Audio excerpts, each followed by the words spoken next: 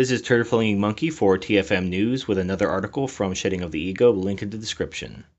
I read an article from The Guardian the other day regarding women in architecture, and some interesting things jumped out at me which I'd like to share with you in this article.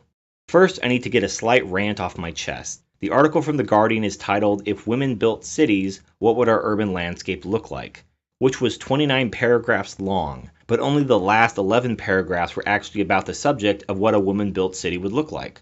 The preceding 18 paragraphs were all about how architecture is a male-dominated industry.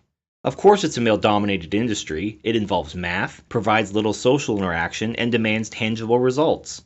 I resent being misled by the headline and being forced to skim 18 paragraphs of imagined feminist grievances that have nothing to do with the stated subject of the article, but such is life.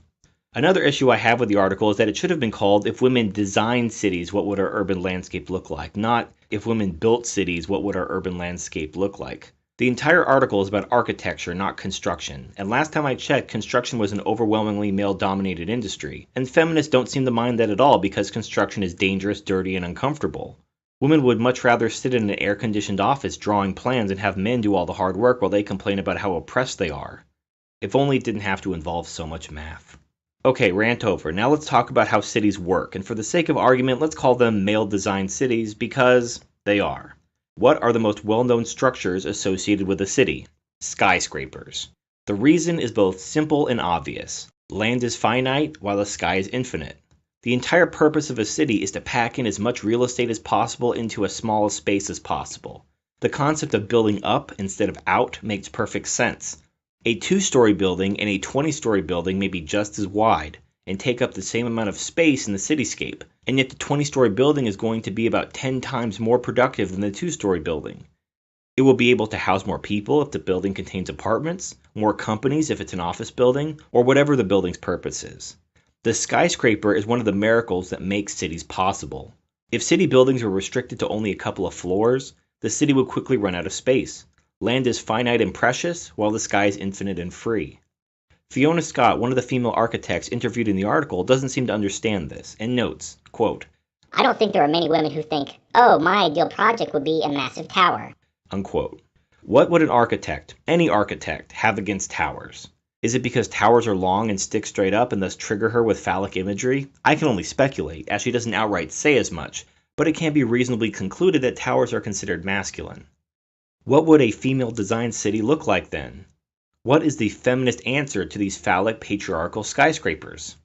Parks. Just fucking parks. Not just parks though, parks for women. Built by men and maintained with the tax dollars and maintenance labor of men, as landscaping is another male-dominated industry that feminists don't seem concerned at making more inclusive, but for the enjoyment of women.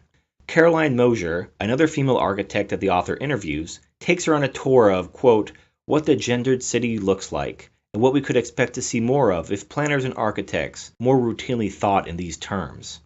I think it's best to let these two clucking hens take the reins and walk us through this feminist urban utopia.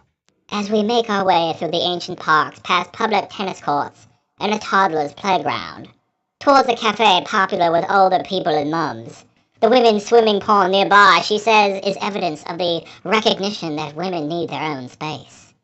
Mosier makes a distinction between practical gender needs, such as high chairs for infants or toilets, and strategic ones, such as political representation or women-only recreational facilities. She leaned on the ground that you had to clearly articulate the community role of women, and stresses that the built environment means not simply buildings and public spaces, but also the way people are in them. This leafy and luxurious corner of London may seem remote to what we mostly mean by urban development, but mixed-use public spaces such as this, which offer resources to people of all ages and incomes, particularly women and children, are key to Mosier's conception of what a city should be. Now let's contrast skyscrapers to parks, shall we?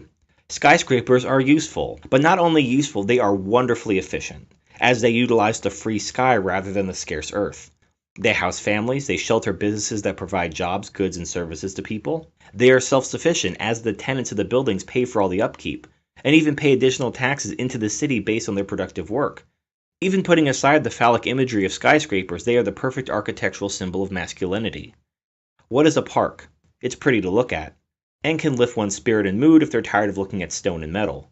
However, these minimal benefits come at great cost. Parks cannot be built up like a skyscraper. By necessity, they take up valuable and finite earth. And worse, they produce absolutely nothing. Nobody lives in the parks except for the homeless and animals, neither of which contributes to the city in any positive way. No businesses operate in the park aside from the odd food cart or panhandling musician. Compared to the massive economic output of the skyscrapers, the activity of the parks is too pathetic to even be considered. Parks are also a drain on taxpayers, as rather than maintain themselves as skyscrapers do, parks must be staffed and maintained at the expense of the city and its residents. Another problem with parks is that they restrict available land for more productive uses. Does anyone remember the rent is too damn high guy that looked like a black Colonel Sanders? His name was Jimmy McMillan, of the New York Rent is Too Damn High party. Central Park, in the middle of Manhattan, New York, containing some of the most expensive real estate in the United States, is a little less than 1.5 square miles, and has cost $750 million to maintain and restore since 1980. Think about all the apartments, office buildings, and other productive structures that could be built in place of that one park. Maybe the rent wouldn't be so damn high. Parks may be pretty to look at, but they're unproductive money sinks that steal resources from productive projects, demand constant attention from others, and must be collectively maintained by the government and taxpayers because they can't support themselves. In other words, the perfect architectural symbol of femininity. This is Turd Flinging Monkey for TFM News signing off.